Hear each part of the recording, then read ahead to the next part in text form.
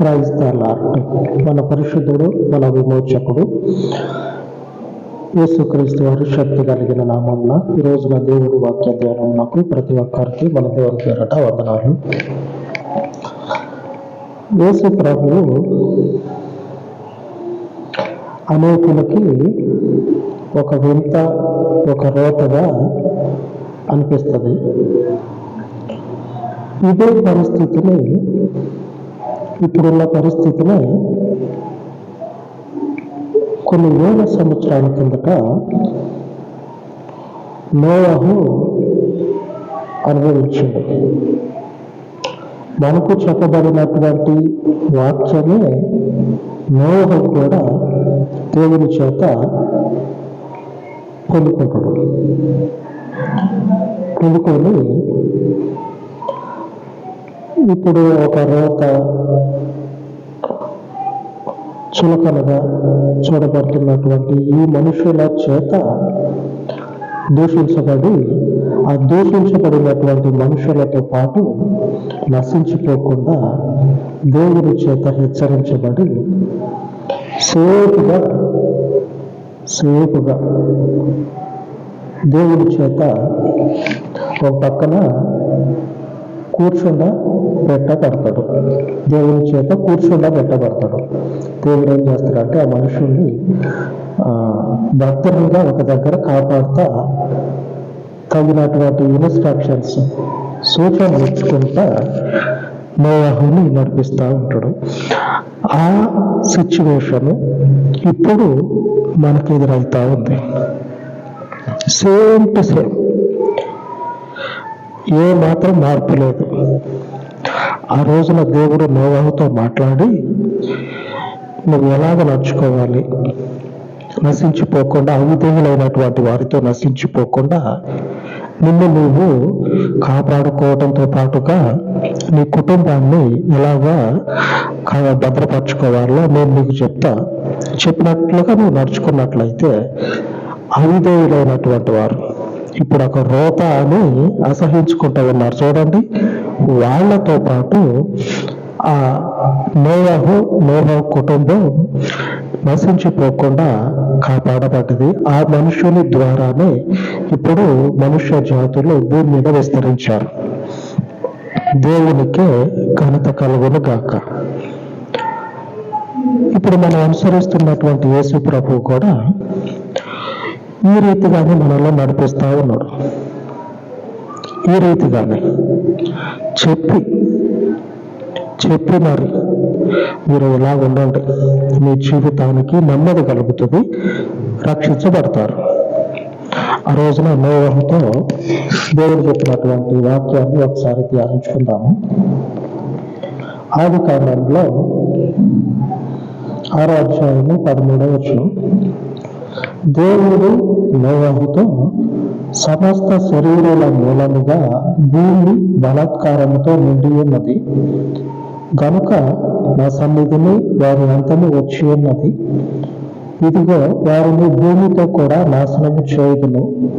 చితి సారకపు మ్రానుతో నీ కొరకు ఓడను చేసుకును. అరలు పెట్టి ఆ ఓడను చేసి లోపటను వెలుపటను దానికి కీలు పూయవలెను. దేవుడు నోవహుకు చెప్తూ ఉన్నటువంటి మాట, దేవుడు నోవహుతోటి చెప్తూ ఉన్నటువంటి మాట. దాన్ని ఎలాగా కడతామంటే, చితిసారకపు మానుతోటి ఒక ఓడను తయారు చేయాలి. నశించిపోతూ ఉన్నారు మనుషులందరూ కూడా, దేవుని ఉగ్రతకి గురవి నశించిపోతా ఉన్నారు. వందల వేల సంవత్సరాల నుంచి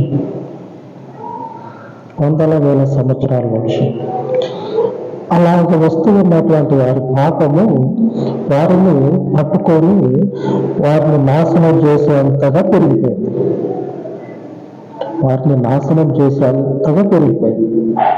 పెరిగిపోయిన తర్వాత దేవుడు ఇక సహించలేక పాపము ఉన్నటువంటి మనుషుల్ని తొలగిస్తేనే పరిహారం. మనుషుల్ని తీసేస్తేనే పరిహారం. ఇంకా మరొకటి లేదు అనే నిర్ణయానికి వచ్చి దేవుడు ఏం చేస్తాడంటే వారి మధ్యలోనే మన బోటిలు అంటోళ్ళని ఆమె దేవునికి మహిమ కలుగును కాక. వారి మధ్యలోనే వారికి మళ్ళీ 5 ఏళ్ళు కలిగి ఉన్నాం. వారికి మళ్ళీ తింటా తాగుతా ఉన్నాం. కానీ దేవుని కృప వారి మీద లేదు, మన మీద ఉన్నది. అందుకు దేవునికి మహిమ. దేవుని వాక్యాన్ని విని అంగీకరించేటువంటి ఆ హృదయాన్ని దేవుడు మనకిచ్చిండు. విని దేవుని యందు మనము విశ్వాసం ఉంచి ఆ విశ్వాసంలో నడుచుకుంటా పోతా ఉన్నాం. అప్పుడున్నటువంటి వారు కూడా వినలేనటువంటి పరిస్థితుల్లో ఉంటే ఈ నోవాహు ఒక్కడే దేవుని కృప పొందిన వాడాయని అని రాయబడ్డారు. నోవాహు గురించి నోవాహు పెద్ద నేను గొప్ప దేవుడు నాకు తెలుసు, నా జిగిరి దోస్తు దేవుడు, మేమిద్దరం ఎప్పుడు ఒకళ్ళ గురించి ఒకళ్ళు మాట్లాడుకుంటా ఉంటాం. ఇప్పుడు కూడా చెప్తా ఉంటారు కదా చాలా మంది, దేవుడు నాకు తెలుసు, దేవుడు నేను ఏది చెప్పినా కానీ వింటాడు, నేను చెప్పినట్టే దేవుడు నడుచుకుంటాడు, అట్లా వింటూ ఉంటారు కదా. అట్లాంటి పరిస్థితిలో నోవాహు లేడు. కానీ ఈ మనుషుల మధ్యలోనే ఉండి దేవుని కృప పొందుకున్నాడంట. మనుషులతో పాటు తింటా తాగుతా ఉన్నాడు, కానీ దేవుని కృప నోవాహులోనే ఉన్నది. ఆ కృపను బట్టి నోవాహు ఏం చేసినంటే దేవుని చేత హెచ్చరించబడి, ఇదిగో నోవాహు ఈ పరిస్థితి నీకు ఎదురుగాపోతా ఉన్నది అని హెచ్చరించబడి, ఇదిగో యేసుప్రభు రాబోతా ఉన్నాడు, మీరు విశ్వాసం ఉంచండి, విశ్వాసం ఉంచితే రక్షించబడతారు. ఎప్పుడు చెప్పిందో ఎక్కడంటా ఉన్నారు. ఇప్పటికీ 1000 సంవత్సరాలు అయిపోతుంది, ఆయన వచ్చింది లేదు, మీరు ఈ మాట మానుకున్నదే లేదు, మీరు ఈ మాట మానుకున్నదే లేదు అని అంటూ ఉంటారు. అన్నారు కానీ ఆయన రాకుండా తడవు చేయటం వల్ల వచ్చిన ఇబ్బంది ఏమి లేదు, కానీ ఆయన వస్తేనే ఇబ్బంది. ఇప్పుడు వచ్చిందనుకోండి, ఇంకా కృప పొందుకునేటువంటి వాళ్ళు ఉన్నారు. నోవాహు ఎలాగ దేవుని కృపను పొందుకున్నాడు మనకు కూడా తెలుసు. మనం కూడా నోవాహు వరుసలో నిలబడ్డాం. మనకే తెలుసు దేవుని కృపను పొందుకున్నాం చాలు, దేవుని నమ్ముకున్నాం, ఒక పద్ధతి ఒక క్రమం మనకు ఉంది చాలా అనుకుంటా ఉన్నాం. ఇటువంటి స్థితిలోకి రావాల్సిన వారు ఇంకా ఎంతో మంది ఉన్నారు. మరి వాళ్ళ పరిస్థితి అందుకు ఆయన రాకుండా ఉండటమే మంచిది. అలాగని ఎప్పటికని కాదు, ఆయన చిత్తం ఆయన ఎప్పుడొస్తుందో రానినప్పటికీ ఈలోపు అనేకులు ఆయన కృపను పొందుకోవాలి నోవాహులాగా. ఇకపోతే ఈ నోవాహు కూడా వారి మధ్యలోనే ఉంటా దేవుని కృపను పొందుకొని దేవుని చేత హెచ్చరించబడి ఇక టైం టేబుల్ వేసి పెట్టుకోండి, పొద్దున్న లేస్తే ఏం పని చేయాలా, కనిపించిన వాళ్ళందరికీ కూడా దేవుని గురించి సాక్ష్యం చెప్పటం, వారిని హెచ్చరించటం, ఈయన పోయి ఆ ఓడంతా తయారు చేసుకోవటం, దానిని అరలబెట్టి ఎలాగా తయారు చేయాలో దేవుడు ఇన్స్ట్రక్షన్స్ ఇస్తా ఉంటే, తగినటువంటి సూచనలు ఇస్తా ఉంటే ఆ సూచనలు పొందుకొని ఏ క్లాసు ఓడ తయారు చేశాడు. ఇప్పుడున్నటువంటి ఏ క్లాస్ ఓడలు సముద్రంలో మునిగిపోతాయేమో కానీ ఆ రోజు ఉన్నటువంటి ఆ జల ప్రళయము దగ్గర 150 మూరలు అంట. ఒక మూర వచ్చి ఎంత ఉంటుంది అనుకుంటా, 150 మూరలు అంత ఎత్తున నీళ్లు నిలబడితే భూమి మీద పెద్ద కొండలు అని అంటారు కదా, ఆ కొండలు కూడా మునిగిపోయాయి అంట. అంత ఎత్తున నిలబడితే నోవా కట్టినటువంటి ఆ ఓడ ఏ మాత్రము కూడా తొణికిసలాడకుండా సాఫీగా నేల మీద ప్రయాణం చేస్తా ఉంది. సాఫీగా సముద్రంలో ఏ క్లాస్ ఓడలు ఉంటాయి, పెద్ద ఓడలు, అవి గ్యారెంటీ అనేది చెప్పలేము మనం. సముద్రంలో పోతే మళ్ళీ సేఫ్గా బయటకు వస్తాయని. భూమి అంతటా నీళ్ళు ఉన్నాయి. ఆ నీళ్ళ మీద నోవహు ఒక్కడే కుటుంబంతో ఉన్నాడు, కానీ సేఫ్గా ఉన్నాడు. దేవుని కాపుదల ఎలా ఉంటుందంటే, ఆయన నీతిని కలుపుకుంటే, ఆయన నీతిని లోకం మీదకి దేవుని తీర్పులు వస్తాయా? దేవుని తీర్పులు వస్తాయా? ఆ తీర్పుల్లో ఈ చులకనగా చూసినటువంటి వాళ్ళు, క్రీస్తుని నిరాకరించిన వాళ్ళు చులకనగా చూసి అది ఒక రోత బతుకు, దాంట్లోకి ఎందుకురా? రోత బతుకు అయితే నువ్వు తిట్టినప్పుడే తిరిగి తిట్టాలిగా. రోత బతుకు అయితే తిట్టట్లా. మరి ఏ కోణంలో చూసి రోత బతుకని పిలుస్తారు మనకు తెలియదు, వాళ్ళకే తెలుసు. అది దేవునికి అప్పచెప్తాం. తీర్పు అయింది, తీర్పు దేవుంది. ఆమె అలాగా అనుకునేటువంటి వాళ్ళతో పాటుగా క్రీస్తుని విశ్వసించి మనము నశించిపోము. లోకం మీదకి వచ్చేటువంటి తీర్పులు అంటే ఆ దేవుని. ఆ తీర్పుల్లో లోకంలోనే మనము దేవుని చేత సాఫీగా నడిపించబడతాం. క్షేమంగా మన కుటుంబాలతో పాటు దేవుని సన్నిధిలో నిలబడతాం. దేవుడు ఆ జలప్రళయం వచ్చిన తర్వాత కూడా నోవహుకు హెచ్చరిక చేస్తూనే ఉన్నాడు, నువ్వు ఎలాగా ఉండాలి, నువ్వు ఎలాగా నడుచుకోవాలి అని. ఇదే విషయము క్రొత్త నిబంధనలో కూడా ప్రస్తావించబడ్డది. నోవహు గురించి అపోస్తలుడైనటువంటి పౌలు ఇలాగనే క్రీస్తుని అనుసరించేటువంటి వారికి, నిన్న వచ్చినటువంటి వాళ్ళు ఉన్నారు కదా, ఆ రోజుల్లో ఉన్నటువంటి వారికి నోవహు గురించి చెప్తా వారు ఈ రీతి హెచ్చరిక చేస్తా ఉన్నారు. హెబ్రీయులకు రాసిన పత్రిక 11వ అధ్యాయము 7వ వచనం, విశ్వాసమును బట్టి నోవహు అది వరకు చూడని సంగతులను గూర్చి దేవుని చేత హెచ్చరింపబడి భయభక్తులు గలవాడై తన ఇంటి వారి రక్షణ కొరకు ఒక ఓడను సిద్ధము చేసెను. అందువలన అతడు లోకము మీద నేరస్థాపన చేసి విశ్వాసమును బట్టి కలుగు నీతికి వారసుడాయెను. ఈ నోవహు లోకం మీద అంటే ఇప్పుడు రోత అనేటువంటి వాళ్ళు ఉన్నారు కదా, వాళ్ళ మీద నేరం మోపుతున్నట్ట. నోవహు వచ్చి ఆ తీర్పు అని చెప్పి మనం యేసుప్రభు వస్త్రాన్ని మనం చెప్తా ఉన్నాం కదా. యేసుప్రభు వచ్చినప్పుడు నోవహుని తీసుకొచ్చి ఇప్పుడు ఉన్నారు కదా 2027 వరకు ఉన్నటువంటి ప్రజలు ఉన్నారుగా, వీళ్ళందరి ముందు నోవహుని నిలబెట్టి, ఇక నువ్వు నోవహు వీళ్ళందరికీ నువ్వు సాక్ష్యం ఏం చెప్తే చెప్పు, వీళ్ళని ఎలాగ పెడతావో తిట్టు అని దేవుడు చెప్తాడంట. నిజమే. జరిగేది ఏంటంటే, అప్పుడు జరిగేది నోవహు దేవుని సింహాసనం ముందు నిలబడి, మీరు అన్నిటినీ సెర్చ్ చేస్తారు, మనుషులైనటువంటి మీరు చంద్రమండలానికి పోతారు, అంతటా పరీక్షగా చూసి మిమ్మల్ని మీరు ఎలాగా సుఖంగా ఉంచుకోవాలో, ఎలాగ బతకాలో నేర్చుకుంటారు. మరి యేసుప్రభు విషయంలో ఇంత అజ్ఞానంగా ఎందుకున్నారు అని ప్రశ్నేస్తాడు.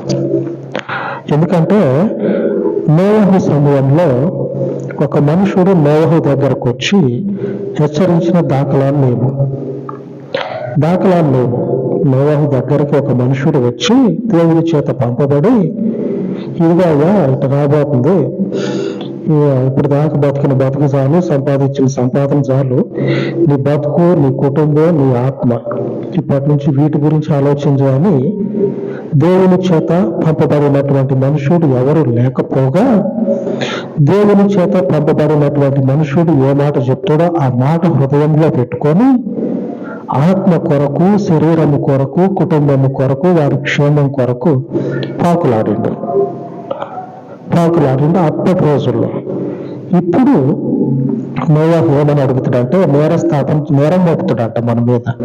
ఎలాగ మోపుతాడంటే, మీరు బాగానే ఉన్నారు కానీ నా సమయంలో నాకెవరూ చెప్పలే, దేవుడే నాకు చెప్పాడు.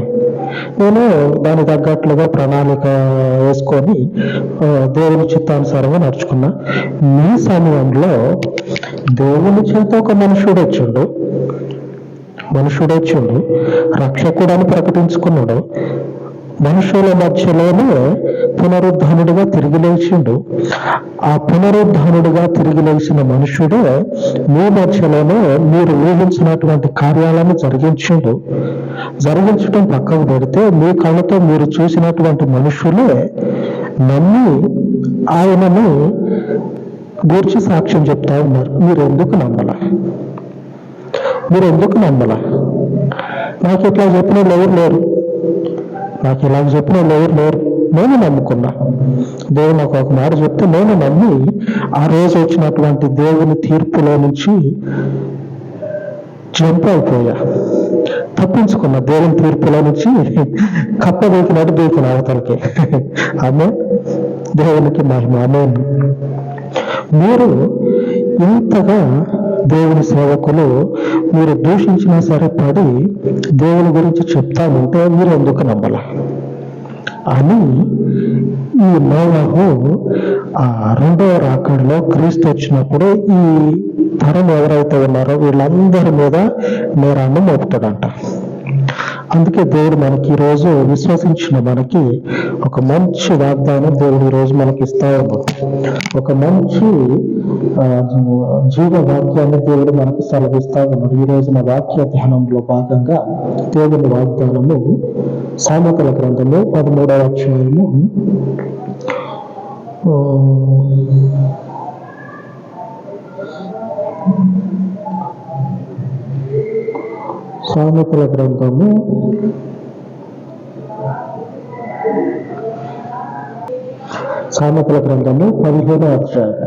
15వ అధ్యాయము 9వ వచనం. నీతిని అనుసరించు వారిని ఆయన ప్రేమించును, దేవునికే సమస్త మహిమ కలుగును గాక. ఈ పాటికి అర్థమైపోయి ఉండాలి. దేవుని మంచి జీవవాక్యం ఏమిటంటే, నీతిని అనుసరించు వారిని ఆయన ప్రేమిస్తాడు. ఇప్పుడు చెప్పండి, నీతి అంటే ఏంటి? అంటే ఎవరు? ఆ నీతి ఏ నీతి? ఒక్క మాటలో ఆ నీతి యేసు ప్రభు. ఆ నీతి ఇప్పుడు యేసు ప్రభు. ఈ నీతిని ఎవరైతే అనుసరిస్తారో, ఈ యేసు ప్రభుని ఎవరైతే అనుసరిస్తారో వారందరూ కూడా దేవుని చేత ప్రేమించబడతారు. దేవుని చేత ప్రేమించబడితే తీర్పులు వచ్చినప్పుడు జంప్ అవుతాం, నోవాహులాగా తప్పించుకుంటాం.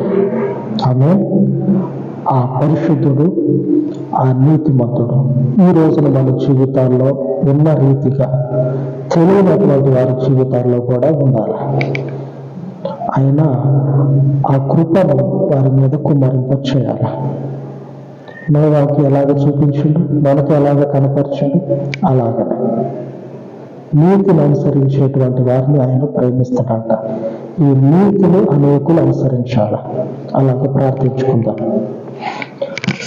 సర్వోన్నతుడు అయిన తండ్రి, మీ పాదముల యొద్ద ప్రార్థిస్తూ లోకమందు నీతిని అనుసరించుచు ఉన్నటువంటి క్రీస్తుని కలిగినటువంటి మీ ప్రజలను తండ్రి, మీరు భూమి మీదకి పంపించేటువంటి తెగుళ్ల మధ్యలో నశించిపోకుండా, ఈ తీర్పుల మధ్యలో తండ్రి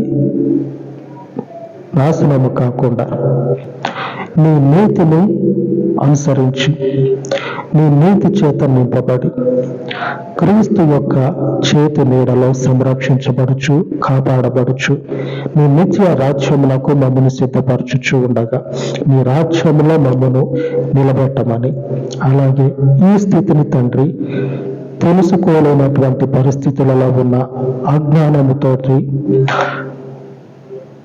అవిశ్వాసముతోటి అంధకారములో తిరుగులాడుతూ ఉన్నటువంటి అనేకులకి నీ కృపను ఏ రీతిగా నోవాహు మీద, అలాగే తండ్రి నీ నీతిని అనుసరించుచు ఉన్న వారి మీద కుమ్మరించి ఉన్నావో అదే కృపను నేడు అంధకారంలో ఉన్నటువంటి అనేకుల మీద కుమ్మరింపచేసి వారు తెలుసుకునేటట్లుగా నీ శక్తిని బయలుపరచండి, నీ శక్తిని కనపరచండి. నీవు నిత్య జీవము కలిగినటువంటి సత్య దేవుడవని, నీవు మాత్రమే రక్షణ అని గ్రహించులాగున సాహస కార్యములను వారికి కనపరచండి. మరొక మారు మీ పాదముల యొద్ద ఈ మనవులను ప్రతిష్ఠించి పరిచర్యను విశాలపరచమని, మీ పాదములను ఆశ్రయించుచున్న వారిని మీరు జ్ఞాపకం చేసుకోనమని యేసుక్రీస్తు శక్తి కలిగిన నామమున ప్రార్థించి వేడుకొనుచున్నాను తండ్రి. ఆమేన్, ఆమేన్. మన దేవుని సహవాసము మనకు తోడై ఉండును గాక. ఆమేన్, ఆమేన్.